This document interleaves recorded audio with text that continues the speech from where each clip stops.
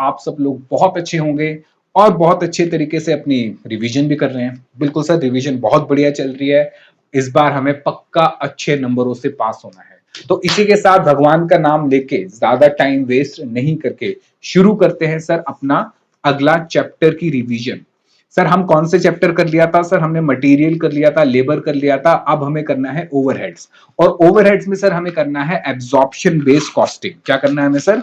Absorption based costing. आओ जरा सबसे पहले हम पढ़ते हैं कि एब्जॉर्प्शन बेस्ड कॉस्टिंग में करना क्या है। देखो सर, यहाँ पे दो टाइप की कॉस्ट होती है, एक होती है डायरेक्ट और दूसरी होती है इनडायरेक्ट। डायरेक्ट कौन सी होती है सर? डायरेक्ट सिंपली वो कॉस्ट होती है जिसमें मेरा direct material, direct labour, direct expense आता है।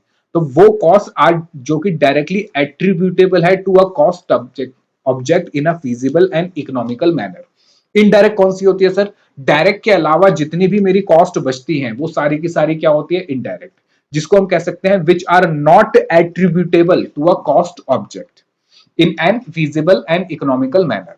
तो ये क्या कह रहे हैं भाई साहब? ये कह रहे हैं वो सारी कॉस्ट जो हम नहीं कह सकते कि डायरेक्टली किसी प्रोडक्ट के लिए इनकर हुई है, वो सब क्या होती है सर? इनडायरेक्ट कॉस्ट होती है। इनको हम प्यार से क्या कहते हैं सर? इनको हम प्यार से ओवरहेड्स कहते हैं। क्या कहते हैं? ओवरहेड्स।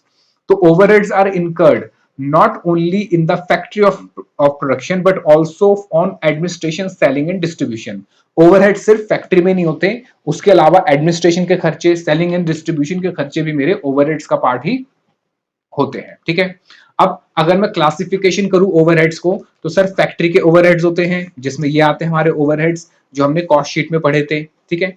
आओ जरा हम सीधा कॉन्सेप्ट से पढ़ते हैं कि कॉन्सेप्ट में क्या लिखा हुआ है। चलो जी, आ जाओ दोस्तों, सामने देखो, कॉन्सेप्ट नंबर 1 पे आते हैं। कॉन्सेप्ट नंबर 1 है कि ओवरहेड्स क्या है। देखो जरा, कह रहा है व्हाट आर ओवरहेड्स। पढ़ो जरा क्या लिखा है, ओवरहेड्स क्या है। सर ये कह रहा है, सर ये कह रहा है कि ओवरहेड्स क्या है? ओवरहेड्स मतलब इनडायरेक्ट कॉस्ट। इन कॉस्टिंग पढ़ो जरा, there will be two types of cost. दो तरह की कॉस्ट होगी, फॉर प्रोड्यूसिंग और रेंडरिंग सर्विसेज, जिसमें हम एक कहते हैं सर डायरेक्ट कॉस्ट है, दूसरी है इनडायरेक्ट कॉस्ट। इनडायरेक्ट कॉस्ट को हम प्यार से क्या कहते हैं सर? ओवरहेड्स कहते हैं। तो all those cost which are directly attributable to a cost object. Cost object मतलब यहां गुड्स या सर्विसेज की बात हो रही है, इन अ फीजिबल इकोनॉमिकल मैनर। और इनडायरेक्ट कॉस्ट कौन सी होती है सर? या इनडायरेक्ट लेबर कौन से होते हैं? ऑल दोज लेबर कॉस्ट या cost which we can not directly attributable to a cost object in feasible economically manner. जैसे सर अकाउंटेंट की सैलरी, प्रमोशन, सेल्स प्रमोशन के एक्सपेंसेस, वेयर हाउस का रेंट, ये सब मेरे इनडायरेक्ट एक्सपेंसेस हैं जिनको मैं प्यार से ओवरहेड्स कहता हूं।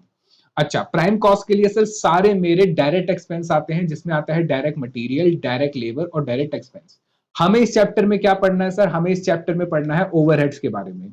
अब जरा समझो, in other words, overhead is any expenditure incurred to support business. ये एक्चुअली में प्रोडक्शन में लग रहे हैं लेकिन डायरेक्टली नहीं लग रहे, इनडायरेक्टली लग रहे हैं, उसको सपोर्ट करते हैं, while not being directly related to a specific product or services। ठीक है। आओ जरा कॉन्सेप्ट नंबर 2 समझो, क्लासिफिकेशन ऑफ ओवरहेड। हम ओवरहेड्स को कैसे क्लासिफाई करते हैं सर? फंक्शंस के अकॉर्डिंग क्लासिफाई करते हैं, एलिमेंट्स के अकॉर्डिंग करते हैं, नेचर या वेरिएबिलिटी के अकॉर्डिंग करते हैं, या कंट्रोल के अकॉर्डिंग। मतलब क्या है सर? मतलब है फंक्शन के अकॉर्डिंग करेंगे तो किस फंक्शन का है, क्या वो फैक्ट्री का है, क्या वो ऑफिस का है, या वो सेलिंग एंड डिस्ट्रीब्यूशन का है। एलिमेंट के अकॉर्डिंग करते हैं तो हम इनडायरेक्ट मटेरियल कहते हैं, इनडायरेक्ट लेबर कहते हैं, इनडायरेक्ट एक्सपेंसेस। ये सब क्या है? ओवरहेड्स को बांटने के तरीके हैं सर अलग अलग। कोई फंक्शन के तरीके से बांटता है, कोई एलिमेंट के तरीके से बांटता है, कोई वेरिएबिलिटी यानी कितना वो वेरी करता है। कुछ ओवरहेड फिक्स होते हैं, कुछ वेरिएबल होते हैं, कुछ सेमी वेरिएबल। वेरिएबिलिटी के अकॉर्डिंग जो हम बांटते हैं वो हम पढ़ते हैं सर मार्जिनल कॉस्टिंग में।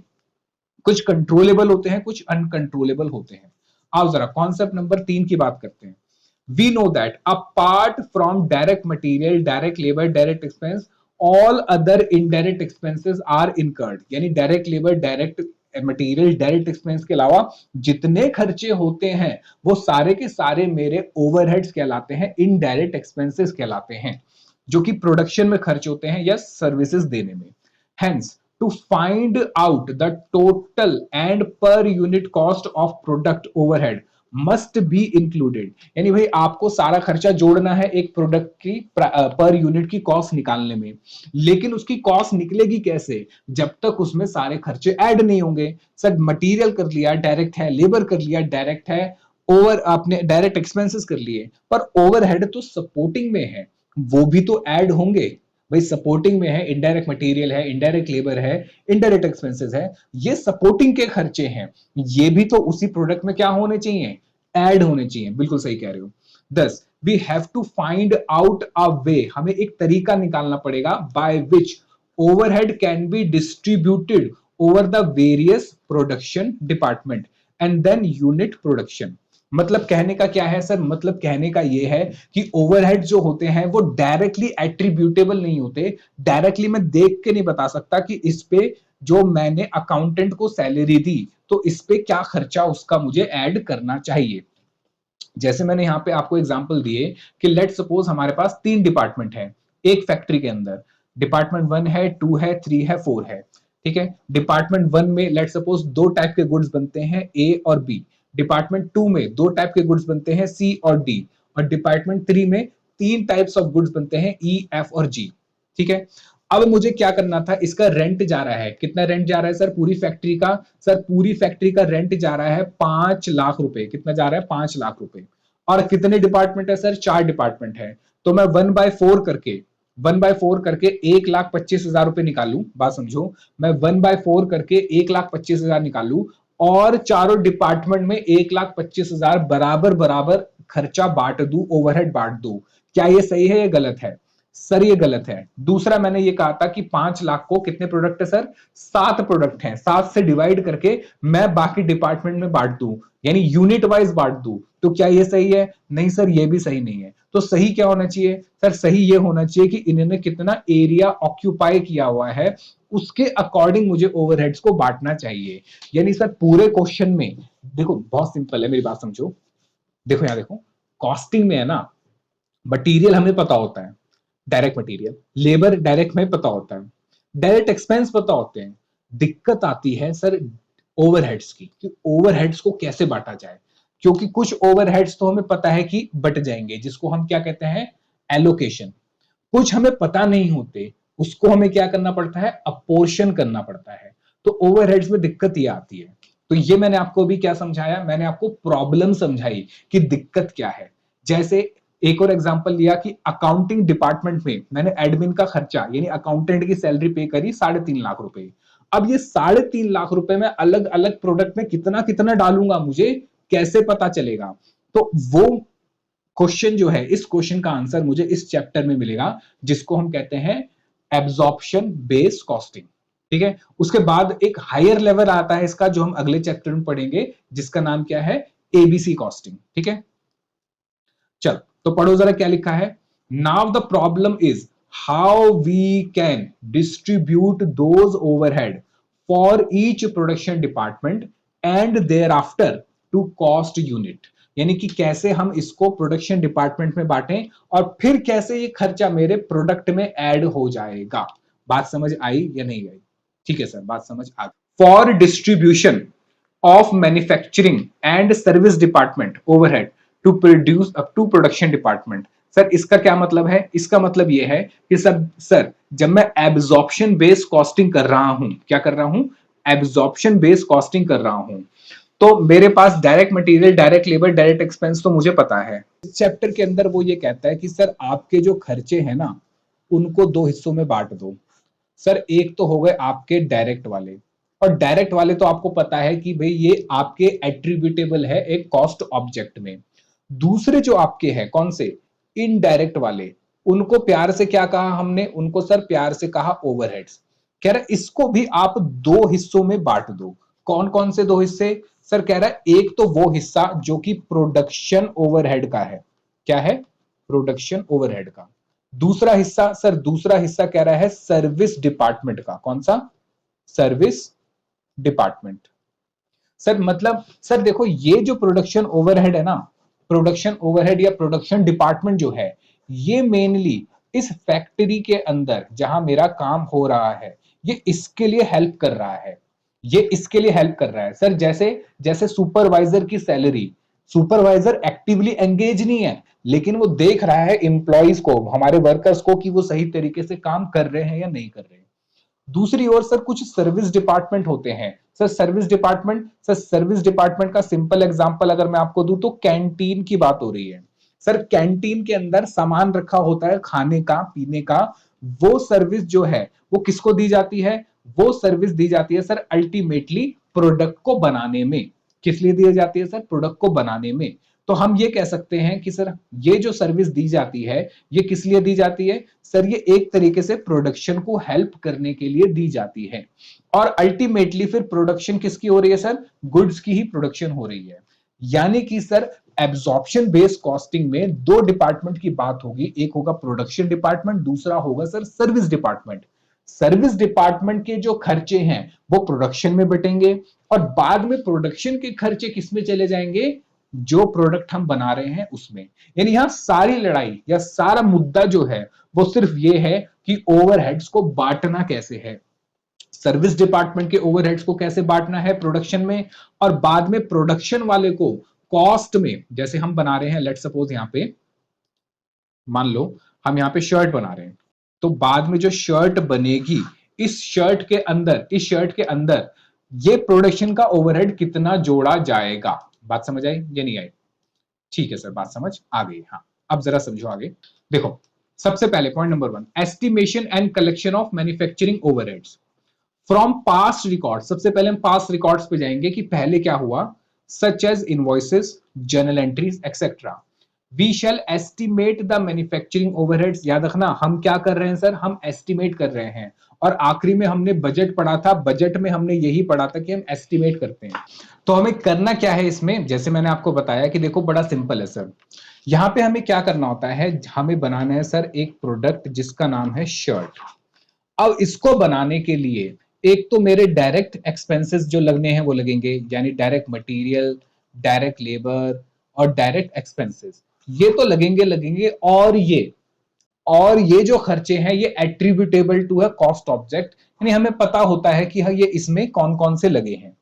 दूसरी दिक्कत आती है सर, कुछ मेरे खर्चे होते हैं फैक्ट्री के।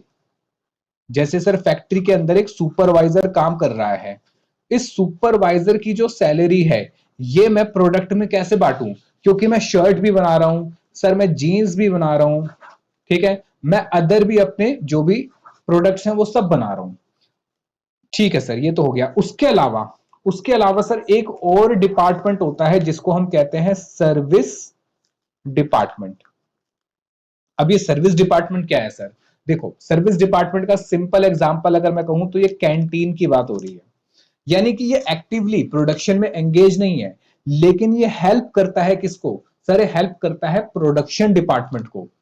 हेल्प करता है प्रोडक्शन डिपार्टमेंट को कि अगर ये लोग होंगे, कैंटीन होगी, तो हमारे जो लेबर हैं वो वहां जाके चाय पानी पी सकते हैं, खाना खा सकते हैं। वैसे ही यहाँ पे एक मशीन लगी हुई है फैक्ट्री में, तो फैक्ट्री के अंदर हमने एक अलग से डिपार्टमेंट बना रखा है, इंजीनियरिंग डिपार्टमेंट। ये इसको हेल्प करता है कि अगर मशीन खराब हो जाए तो यहां से हम पर्सन को बुलाएंगे जो कि मशीन को ठीक कर देगा। बात समझ आई? यानी सर इससे ये समझ आया कि हमारे पास दो टाइप के डिपार्टमेंट होंगे। एक तो हमारे पास डिपार्टमेंट होंगे हमारे कौन से? प्रोडक्शन के। और दूसरे डिपार्टमेंट होंगे सर सर्विस के। और इन पे लगने वाली कॉस्ट अल्टीमेटली कहां ऐड हो जानी चाहिए? सर ये ऐड हो जानी चाहिए अलग अलग प्रोडक्ट्स के अंदर, क्योंकि ये सारा खर्चा इनकी वजह से ही हो रहा है। लेकिन ये डायरेक्टली नहीं पता मुझे, इनडायरेक्टली पता है। तो मुद्दा यह आता है कि सर सबसे पहले तो ये सर्विस डिपार्टमेंट की जो कॉस्ट है ये किसमें बटनी चाहिए? सर ये बटनी चाहिए फैक्ट्री या प्रोडक्शन में। और फिर ये प्रोडक्शन की जो कॉस्ट है, ये जो प्रोडक्शन की कॉस्ट है, ये किसमें बट जानी चाहिए सर? ये बट जानी चाहिए इन अलग अलग डिपार्टमेंट्स में। क्या आपको मेरी बात समझ आई? बिल्कुल। तो एब्जॉर्प्शन बेस्ड कॉस्टिंग यही बताता है कि कैसे हमें खर्चे को एब्जॉर्ब करना है। आओ जरा समझो मेरे साथ साथ क्या लिखा है। कह रहा है कि सबसे पहले तो एस्टिमेट करेंगे and collection of manufacturing overhead from past record. सबसे पहले तो पास्ट रिकॉर्ड से आप एस्टिमेट करो कितना आपका मैन्युफैक्चरिंग ओवरहेड हो सकता है। जैसे कि इनवॉइसेस हो गए, जर्नल एंट्रीज हो गई, इनको आप चेक करो, पास्ट डेटा देखो अगर है तो पास्ट डेटा से हम क्या बनाते थे सर? हम बजट बनाते थे। अच्छा, ये बात है। तो एस्टिमेट करेंगे the manufacturing overhead for upcoming production budget, यानी हम मैन्युफैक्चरिंग ओवरहेड की बात कर रहे हैं, प्रोडक्शन ओवरहेड की बात कर रहे हैं। उसके लिए हम सबसे पहले क्या करेंगे सर? सबसे पहले हम क्या करेंगे? हम एस्टिमेट करके बजट बनाएंगे। ठीक है, कि भाई आने वाला जो हमारे सेशन है, प्रोडक्शन साइकिल है, उसमें कितना खर्चा प्रोडक्शन का हो सकता है, वो हम पास्ट डेटा को देख के करेंगे। And also adjust increase and decrease the overhead with respect to future changes, यानी पास्ट डेटा को फ्यूचर के अकॉर्डिंग जो भी ऊपर नीचे करना है वो आप कर लोगे। पहली बात तो ये हो गई। दूसरा, कैसे बांटेंगे ओवरहेड्स को? तो सबसे पहले है असाइनमेंट ऑफ ओवरहेड्स। नहीं भी नहीं करना रिस्टार्ट। सबसे पहले कह रहा है assignment of overheads, assignment of manufacturing overheads. सबसे पहले हम असाइनमेंट करेंगे। कैसे? देखो, सबसे पहले होता है प्राइमरी एलोकेशन। सबसे पहले क्या होता है सर? Primary allocation. उसके बाद होता है सेकेंडरी सेकेंडरी अपोर्शनमेंट। फिर क्या होता है? Secondary apportionment. यानी कि पहले होता है एलोकेशन, उसके बाद होता है अपोर्शनमेंट। क्या मतलब है इसका? समझो मेरे साथ साथ, बहुत सिंपल है। यहां देखो क्या लिखा हुआ है। सबसे पहले क्या होगा? एलोकेशन, उसके बाद apportionment. Where manufacturing overhead can be easily traced. याद रखना, वर्ड इज इजीली ट्रेस्ड। अगर इजीली ट्रेस्ड है तो ही क्या हम कर सकते हैं सर? एलोकेशन कर सकते हैं। फॉर द प्रोडक्शन डिपार्टमेंट या कॉस्ट ऑब्जेक्ट। क्या मतलब है sir? This means manufacturing overhead incurred is easily traceable। क्या है? easily traceable है to a cost object या production department, should be charged to that cost object या production department only। Example, salary of supervisor working only in production one department. Sir क्या कहने का मतलब है? सर देखो, सबसे पहले हम बात कर रहे हैं एलोकेशन की। एलोकेशन ये कहता है कि देखो सर, हमारे यहाँ पे एक फैक्ट्री लगी हुई है। मैंने कहा बिल्कुल ठीक, क्या दिक्कत है? कह रहा है इस फैक्ट्री में ना सर, इस फैक्ट्री में 4 टाइप के गुड्स बन रहे हैं। मैंने कहा ये भी ठीक है, इसमें क्या दिक्कत है? कह रहा वो तो कोई दिक्कत नहीं है सर, यहां पे जो हमने सुपरवाइजर रखा हुआ है एक, लेट सपोज हमने 3 सुपरवाइजर रखे हैं, तो एक जो सुपरवाइजर है जिसका नाम है ए, ये सिर्फ इस वाले प्रोडक्ट के लिए ही काम करता है। बात समझ आई? जो ए है वो सिर्फ, ये मेरा प्रोडक्ट है, लेट सपोज इसका नाम है जी, ये जो प्रोडक्ट है जी, ये इस प्रोडक्ट के लिए ही रखा गया है और बाकी ये प्रोडक्ट पे कोई ध्यान नहीं देता। और इसकी सैलरी जो है वो है 50,000 रुपए पर मंथ। तो अब मुझे एक बात बताइए, जो ये ओवरहेड है, ये किस में चार्ज होना चाहिए सर? एक तो जी है, एक है के, एक है ओ और एक है पी। तो मुझे बताओ, जो 50,000 महीने की सैलरी है वो कौन से वाले प्रोडक्ट में जानी चाहिए? सर सिंपल है, अगर ये इसी के लिए है तो इसी में जानी चाहिए। किस में सर? ये जी में जानी चाहिए। बिल्कुल ठीक। अरे आप तो मतलब बड़े समझदार हो गए यार, आपको तो सारी चीजें पता है। बिल्कुल सर, आप तो मतलब ऐसे ही समझ रहे थे, मैं पता है सारी चीजें। तो सर ये जो है ना, ये किस में जानी चाहिए? सीधा सीधा जी में जानी चाहिए, जेड में जानी चाहिए। इसको कहते हैं इजीली ट्रेसेबल है। क्या है ये सर? Easily traceable. अगर ये इजीली ट्रेसेबल है तो हम इसको क्या कर देंगे सर? इसको हम कर देंगे एलोकेट। क्या कर देंगे? एलोकेट।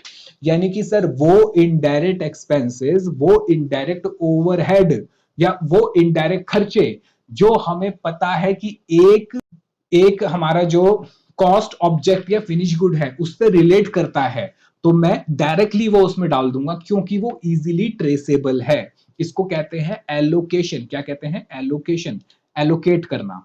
दूसरा आता है सर अपोर्शनमेंट। इसमें क्या होता है?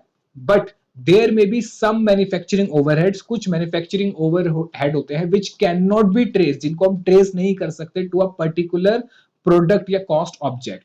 जैसे कि salary of production manager working with all the production department. Sir जैसे कि बड़ा सिंपल है ना, देखो यहां तो मुझे पता था कि ये जो ए है, ए किसके लिए काम कर रहा है सर? पूरा जेड के लिए काम कर रहा है, तो इसकी 50,000 की सैलरी हमने यहां डाल दी। अब दूसरा, ये जो दोनों लोग हैं, लेट सपोज इनकी सैलरी जा रही है मिला के 1 लाख रुपए। कितनी सैलरी जा रही है सर मिला के इनकी? 1 लाख रुपए।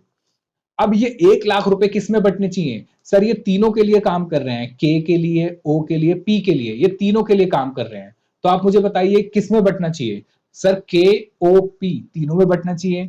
अब दिक्कत ये आती है किस रेशो में बंटना चाहिए, क्या आती है, किस रेशो में बंटना चाहिए। तो जब हमें पता नहीं होता, हम डायरेक्टली नहीं डाल सकते किसी भी प्रोडक्ट में, मुझे किसी प्रपोर्शन में उनको बांटना पड़ता है, तो वो प्रपोर्शन का नाम बदल के उन्होंने क्या कर दिया, या उस प्रपोर्शन को उन्होंने क्या कहा, अपोर्शन, क्या कहा, अपोर्शनमेंट। बात समझ आई? हाँ सर, बात समझ आ गई। अगर किसी भी प्रोडक्ट से कोई भी ओवरहेड है जो डायरेक्टली ट्रेसेबल है, तो वो उसी प्रोडक्ट में ऐड हो जाएगा, उसको कहेंगे एलोकेशन। और अगर किसी प्रोडक्ट का हमें नहीं पता, या एक से ज्यादा प्रोडक्ट का है, तो हमें उस हर एक प्रोडक्ट में वो खर्चे को बांटना पड़ेगा। जैसे ये 1 लाख रुपए की मैंने यहां बात करी, तो उसमें हम क्या कहेंगे सर, उस केस में हम कहेंगे अपोर्शनमेंट करना। क्या कहेंगे सर, अपोर्शनमेंट करना। ठीक है सर, समझ आ गई बात? बताओ, बात समझ आ गई? हाँ सर, बात समझ आ गई। तो ये ठीक है, चल आगे पढ़ते हैं, क्या लिखा हुआ है। देखो, कह रहा है 10, वी नीड टू डिस्ट्रीब्यूट, हमें बांटना पड़ेगा, these overhead to various department by using some logical. देखो अब यहाँ पे ये जो है ना हमारा एब्जॉर्प्शन वाला, ये यही बात करता है मेनली, कि जो डिस्ट्रीब्यूशन है ना वो कैसे होना चाहिए सर, वो होना चाहिए लॉजिकल। ऐसे नहीं अपनी कोई भी रेशियो बना के आपने बांट दोगे। क्या होना चाहिए सर, वो होना चाहिए लॉजिकल। क्या होना चाहिए, लॉजिकल। ठीक है। अब देखो, अपोर्शनमेंट ऑफ सर्विस डिपार्टमेंट, अभी तो मैन्युफैक्चरिंग की बात थी, अब सर्विस डिपार्टमेंट की बात हो रही है। क्या कह रहे हैं, देखो सर्विस डिपार्टमेंट में, are those department which do not directly take part in production. Manufacturing वाला तो फिर भी प्रोडक्शन में पार्ट कर रहा है इनडायरेक्टली, लेकिन ये तो सर बिल्कुल प्रोडक्शन से कोई लेना देना नहीं है, ये तो हेल्प करते हैं मैन्युफैक्चरिंग डिपार्टमेंट को। तो कह रहा है कि are those department which do not directly take part in the production of goods और प्रोवाइडिंग सर्विसेज। एग्जाम्पल, कैंटीन हो गया, स्टोर्स हो गया, डिस्पेंसरी हो गया, टाइम ऑफिस, ये सारे खर्चे जो, ये सारे डिपार्टमेंट जो हैं, ये सर्विस प्रोवाइड करते हैं। सर किसको सर्विस प्रोवाइड करते हैं, ये सर्विस प्रोवाइड करते हैं मैन्युफैक्चरिंग डिपार्टमेंट को, और डायरेक्टली एंगेज नहीं होते हैं। The overhead of these departments are to be shared, यानी इसको हमें शेयर या अपोर्शन करना पड़ेगा by production department, because service department operate primarily for the purpose of providing services to production department। यानी सर्विस डिपार्टमेंट प्रोडक्शन डिपार्टमेंट को service देने के लिए बना है, तो सर्विस डिपार्टमेंट का खर्चा किसमें बढ़ना चाहिए, प्रोडक्शन डिपार्टमेंट में। The process of assigning service department overhead to production department, इसको हम क्या कहते हैं सर, इसको हम कहते हैं रीअपोर्शनमेंट। क्या कहते हैं, रीअपोर्शनमेंट। अच्छा, तो इसका मतलब सर हमें एक ये बात ये समझ आई, सबसे पहले आपने कहा कि कुछ ऐसे ओवरहेड्स हैं, कुछ ऐसे ओवरहेड्स हैं जो कि डायरेक्टली डायरेक्टली ट्रेसेबल है। मैंने कहा बिल्कुल ठीक। तो सर वो तो उसी प्रोडक्ट में आप डाल दोगे। मैंने कहा बिल्कुल ठीक। सर फिर आपने ये कहा, अच्छा इसको हम प्यार से क्या कहेंगे सर, इसको हम प्यार से कहेंगे एलोकेट करना। क्या कहेंगे सर, एलोकेशन। मैंने कहा ठीक है। फिर सर आपने ये कहा कि कुछ ऐसे खर्चे होंगे, कुछ ऐसे खर्चे होंगे जो कि डायरेक्टली डायरेक्टली ट्रेसेबल नहीं है। तो उन खर्चों को, मुझे जो प्रोडक्ट है मेरे अलग अलग, जैसे P1 P2, इनमें बांटने के लिए कुछ लॉजिकल मेथड यूज करना पड़ेगा। मैंने कहा बिल्कुल ठीक। तो इसको हमने नाम दिया अपोर्शनमेंट। क्या नाम दिया, अपोर्शनमेंट।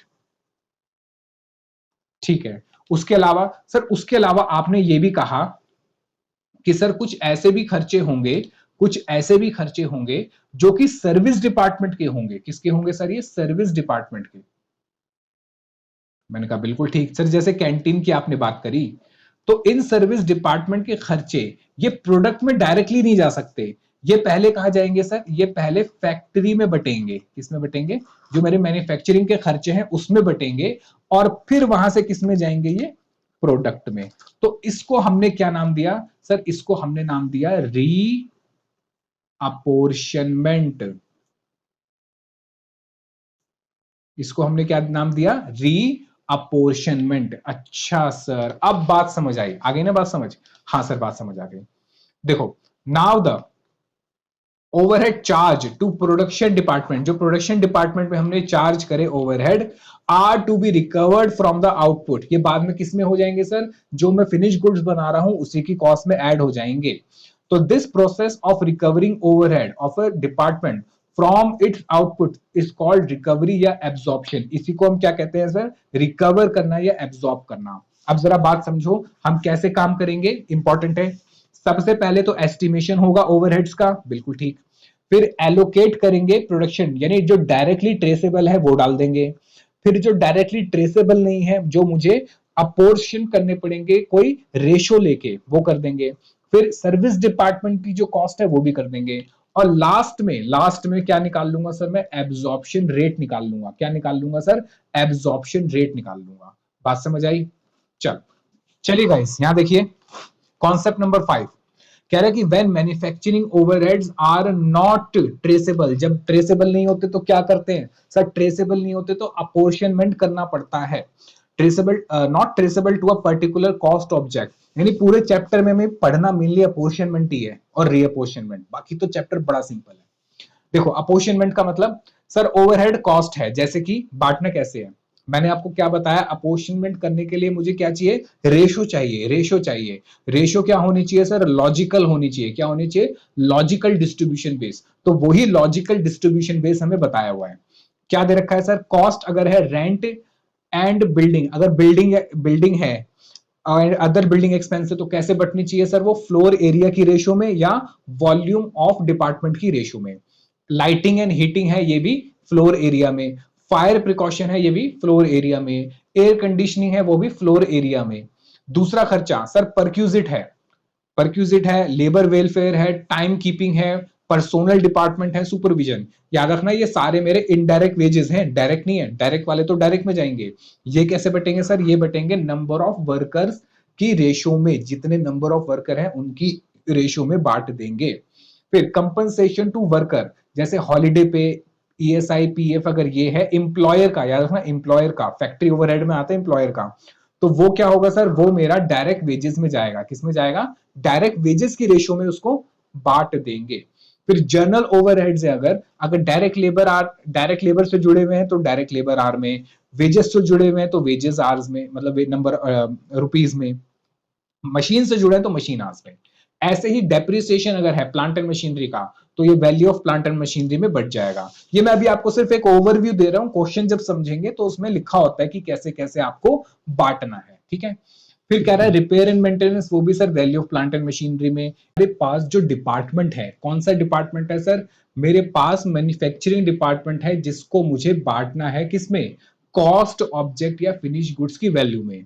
एक तो ऐसे खर्चे होंगे मैन्युफैक्चरिंग के या प्रोडक्शन के जो डायरेक्टली ट्रेसेबल है, तो जो डायरेक्टली ट्रेसेबल है सर वो तो हम ऐड कर देंगे सीधा सीधा। लेकिन जो डायरेक्टली ट्रेसेबल नहीं है, उनको बांटने के लिए मुझे एक लॉजिकल बेसिस चाहिए, एक लॉजिकल रेशो चाहिए। तो वो हमें सीखनी है। मशीन में कैसे बटेगा वो बटेगा sir value of plant and machinery. Repair and maintenance है प्लांट एंड मशीनरी का, सर वो भी value of plant and machinery. और अगर इंश्योरेंस है प्लांट एंड मशीनरी का, वो भी सर प्लांट एंड मशीनरी की वैल्यू की रेशो में बट जाएगा, ठीक है। अच्छा, उसके बाद power, steam consumption, internal transport, manager salary, ये सारे कैसे हैं सर, ये टेक्निकल एस्टिमेट के अकॉर्डिंग ही बढ़ते हैं, यानी इनके बारे में हमें बता रखा होता है कैसे बांटना है। लाइटिंग एक्सपेंस है तो नंबर ऑफ लाइट पॉइंट्स हो गए, एरिया हो गया, या मीटर्ड यूनिट के हिसाब से बटेगा। पावर ऑफ मशीन है तो हॉर्स पावर ऑफ मशीन और नंबर ऑफ मशीन आवर्स या वैल्यू ऑफ मशीन या फिर यूनिट कंज्यूम की रेशो में ये बढ़ता है। मटेरियल हैंडलिंग अगर है, स्टोर्स अगर है, तो वो कैसे बढ़ता है सर, वेट ऑफ मटेरियल और वॉल्यूम ऑफ मटेरियल और वैल्यू ऑफ मटेरियल या फिर यूनिट ऑफ मटेरियल, इनमें से किसी में भी बढ़ सकता है अगर मटेरियल या स्टोर हैंडलिंग कॉस्ट है। तो एक तो अपोर्शनमेंट क्लियर हो गया सर। उसके बाद आता है रीअपोर्शनमेंट। क्या आता है सर, रीअपोर्शनमेंट। रीअपोर्शनमेंट का मतलब होता है कि सर सर्विस डिपार्टमेंट जो है अपना खर्चा किस में बांट देंगे सर, प्रोडक्शन डिपार्टमेंट पे। उसको कहते हैं रीअपोर्शनमेंट या रीअसाइनमेंट। तो इसमें कौन कौन से होते हैं सर, जैसे कि मेंटेनेंस एंड रिपेयर है, प्लानिंग एंड प्रोग्रेस है, टूल रूम है। ये कैसे बढ़ सकता है सर, ये डायरेक्ट लेबर के अकॉर्डिंग भी बढ़ सकता है, डायरेक्ट लेबर आर के अकॉर्डिंग, ये डायरेक्ट वेजेस में भी बढ़ सकता है, या एसेट की वैल्यू में भी बढ़ सकता है। इस रेशियो में बढ़ सकता है, क्वेश्चन में वो गिवन होता है। कैंटीन हो गया, वेलफेयर हो गया, हॉस्पिटल या डिस्पेंसरी हमने बना रखी है, पर्सोनल डिपार्टमेंट अगर ये बना हुआ है तो ये नंबर ऑफ वर्कर्स में या नंबर ऑफ एम्प्लॉयज में बट जाएगा। टाइम कीपिंग है तो नंबर ऑफ कार्ड्स पंच्ड और नंबर ऑफ एम्प्लॉयज के रेशियो में बटेगा। कंप्यूटर सेक्शन है तो नंबर ऑफ कंप्यूटर आवर्स या स्पेसिफिक एलोकेशन ऑफ डिपार्टमेंट के रेशियो में।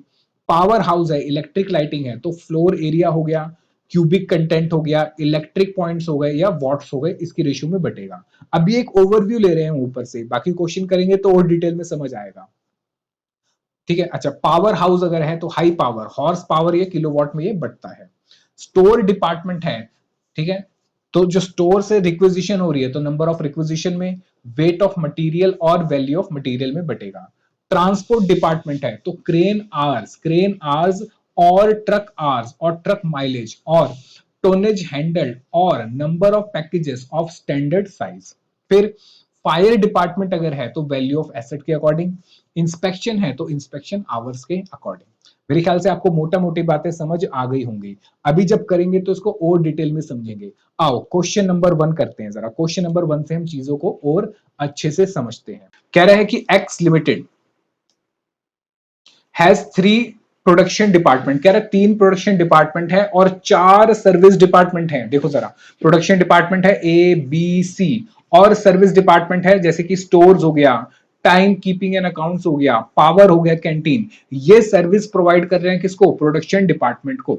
The expenses of these department are as per primary distribution summary are as follow। यानी primary distribution पहले ही करके दे चुका है ये, ठीक है, ये इसने बांटा हुआ है।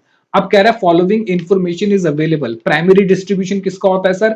प्राइमरी डिस्ट्रीब्यूशन जो होता है इसको कहते हैं हम प्यार से एलोकेशन। क्या करते हैं सर? एलोकेशन। यानी कि जो इजीली ट्रेसेबल होता है। क्या होता है सर? Easily traceable.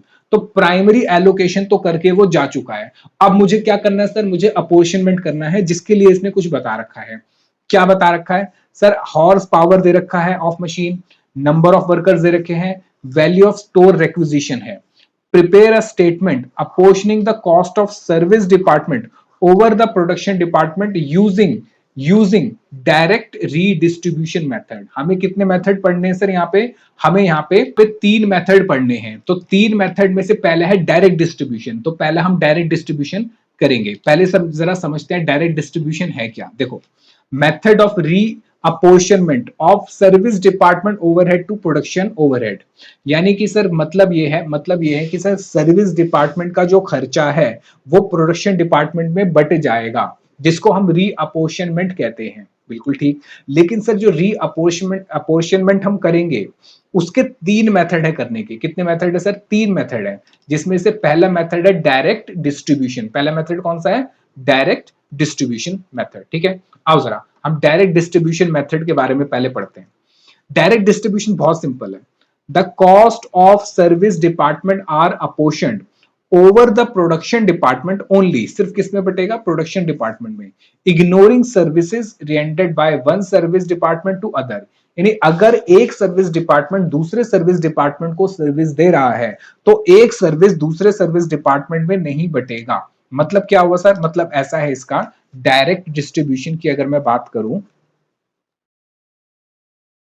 तो मैं ये कहूंगा सर, जैसे सर्विस डिपार्टमेंट है S1 S2 S3, production department है P1 P2 P3, ऐसे दिया हुआ है। तो इसका जो खर्चा है वो इन तीनों में बढ़ जाएगा, या जैसे भी क्वेश्चन में गिवन है उसमें बढ़ जाएगा। ऐसे ही इसका खर्चा है अगर सर्विस डिपार्टमेंट 2 का, तो ये इसमें बढ़ जाएगा। ये मैं कौन सा मेथड कर रहा हूं सर? Direct distribution. और 3 का भी इनमें बढ़ जाएगा। लेकिन ऐसा नहीं होगा कि S1 का S2 में बटे, ऐसा नहीं होगा। या S2 का S3 में बटे, ऐसा नहीं होगा। या S2 का S1 में बटे, ऐसा भी नहीं होगा। यानी एक सर्विस डिपार्टमेंट का खर्चा दूसरी सर्विस डिपार्टमेंट में नहीं बटेगा, चाहे वो उसको सर्विस दे रहा है या नहीं दे रहा। ये कब होगा सर? ये होता है डायरेक्ट डिस्ट्रीब्यूशन मेथड में। कौन से मेथड में सर? डायरेक्ट डिस्ट्रीब्यूशन मेथड में। क्या आपको बात समझ आ रही है? बिल्कुल सर बात समझ आ रही है। आओ जरा समझते हैं। देखो क्वेश्चन करते हैं। क्वेश्चन में सबसे पहले उसने क्या दे रखा था सर? उसने पहले से एलोकेट तो कर रखा था। क्या कर रखा था सर? एलोकेट, यानी प्राइमरी डिस्ट्रीब्यूशन कर दिया। तो बनाते हैं सर्विस डिपार्टमेंट ओवरहेड री अपॉर्शनमेंट टू प्रोडक्शन डिपार्टमेंट। हम शीट बना रहे हैं जहां पे सर्विस डिपार्टमेंट का खर्चा प्रोडक्शन डिपार्टमेंट में बांटा जा रहा है। आओ जरा कैसे बनेगा सर। सबसे पहले आएगा सर यहाँ पे, सबसे पहले आएगा यहाँ पे आइटम या कॉस्ट, उसके बाद बेसिस, फिर रेशियो, फिर टोटल। और कितने प्रोडक्शन डिपार्टमेंट है सर हमारे? 3 प्रोडक्शन डिपार्टमेंट है, ए बी सी। याद रखना डायरेक्ट वाले में, डायरेक्ट डिस्ट्रीब्यूशन या डायरेक्ट रीअपोर्शनमेंट के अंदर हम यहाँ सर्विस डिपार्टमेंट के कॉलम नहीं बनाते। क्यों? क्योंकि सर एक सर्विस दूसरे सर्विस डिपार्टमेंट में नहीं बटेगी, इसलिए। सबसे पहले क्या करना है, देखो सबसे पहले क्वेश्चन में गिवन है, अगर मैं सर्विस डिपार्टमेंट की बात करूं तो स्टोर्स गिवन है। स्टोर्स है 4 लाख का, यानी 4 लाख रुपए का खर्चा हुआ है किस पे sir? Department A B C तीनों पे हुआ है, टोटल मिला के 4 लाख। अब इस 4 लाख को इनको किस रेशियो में बांटू बताऊं मैं? स्टोर्स वाला किस रेशियो में बटना चाहिए सर? स्टोर्स वाला सिंपल दे रखा है वैल्यू ऑफ स्टोर रिक्विजिशन, तो इस वैल्यू में बटना चाहिए, यानी 2.5 लाख, 1.5 लाख और 1.5 लाख। अगर मैं इसकी रेशियो निकालू तो कितनी आएगी सर? सर ये जाएगा हमारा 5 पे, यानी कि 5, 3 और 2 की रेशियो आएगी। कितनी रेशियो आएगी सर? 5, 3 और 2। सर कैसे बटाइए? ये बटा वैल्यू ऑफ स्टोर। अब जरा बांट दो 4 लाख को 5, 3, 2 की रेशियो में, तो ये हो गया सर ए में 2 लाख, बी में 1,20,000 और सी में 80,000। बताओ, सिंपल है, एक एक उठाओ और बांटते चलो, काम खत्म। सिंपल है सर रीडिस्ट्रीब्यूशन मेथड। उसके बाद सर, उसके बाद दिया हुआ है टाइम कीपिंग एंड अकाउंट्स। बताओ टाइम कीपिंग किसका होता है सर? टाइम कीपिंग होता है हमारे वर्कर का, टाइम कीपिंग होता है सर वर्कर का। तो ये किस में बटना चाहिए सर? ये number of worker. Number of worker कितने हैं सर? 20, 15, 15। तो ये किस पे जा रहा है सर? 5 में बट रहा है, मतलब रेशियो करने के लिए तो ये आ जाएगी 4, 3 और 3 की रेशियो में ये बट जाना चाहिए। कितना है सर टोटल? टोटल है सर ये 3 lakh. Time keeping and accounts कितना है टोटल? 3 लाख। किस रेशियो में बटेगा सर? 4, 3, 3 की रेशियो में ये बट जाएगा इसके अंदर। अगला खर्चा कौन सा है सर? सर्विस डिपार्टमेंट का। सर अगला खर्चा अगर हम बात करें सर्विस डिपार्टमेंट का है, वो है पावर। और पावर कैसे बटेगा सर? पावर के लिए दिया हुआ है इसने हॉर्स पावर, 300, 300, 200, यानी 3, 3 और 2 की रेशियो में ये बट जाएगा। तो क्या रेशियो आ गई सर? 3, 3, 2 की रेशियो आ गई। टोटल है सर 1,60,000, ये बट गया 60,000, 60,000 और 40,000। किसमें? ए बी सी तीनों में बट गया। नेक्स्ट क्या है सर? नेक्स्ट है कैंटीन। कैंटीन कैसे बटेगा सर? कैंटीन में कौन लोग आते हैं सर? कैंटीन में हमारे वर्कर आते हैं, तो जितने ज्यादा वर्कर आ रहे हैं उस हिसाब से बांट दो। तो मुझे बताओ वर्कर कितने हैं सर? वर्कर के लिए हमने अभी निकाला था ये वाला 433, तो ये भी किसमें बट जाएगा सर? 433, यानी 1 लाख जो है वो बटेगा 4,000, 40,000, 30,000 और 30,000। टोटल आ जाएगा ये। मुझे बताओ यहां तक किसी को कोई दिक्कत? बताओ, समझ आया?